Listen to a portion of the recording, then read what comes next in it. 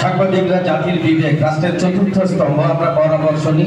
তাদেরকে আরো একটি নামে ডাকা হয়, মধ্যরাতের অশ্বারোহী, ওয়াচডগ, বিভিন্ন নামে তাদেরকে ডাকা হয়। এবং তারা সত্যি, যদি একটি গণতান্ত্রিক রাষ্ট্রে যদি সাংবাদিকরা না থাকতো তাহলে রাষ্ট্র থাকতো না, একেবারে মাটি ও মানুষকে বিক্রি করে দিত। আমাদের এই সাবকন্টিনেন্টের মানুষের বা শাসকদের যে চরিত্র বিক্রি হয়ে যেত।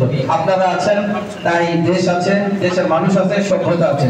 আরো একটা বিষয়, আপনাদেরকে নিয়ন্ত্রণ করছে যারা, তারা এই পেশাজীবী সংগঠনের যারা নেতৃত্বে থাকেন। যদি তারা না থাকতো তাহলে সাংবাদিকরা আবার একেবারে আরো বেপরোয়া হয়ে যেত। তাদের সাংবাদিকদের নেতৃত্ব দেন এই পেশাজীবী সংগঠনের যারা এলিট সাংবাদিক, তারা সংগঠক এবং সাংবাদিক দুই গুণে গুণান্বিত। এরকম একজন সাংবাদিক আমাদের মাঝে বক্তব্য রাখবেন। তার কথা আমাদের শুনতে ইচ্ছা করছে অনেকক্ষণ, কিন্তু আজকে শুক্রবার আমরা সবাই নামাজ পড়তে চাই, সার্টিফিকেটও বিতরণ করতে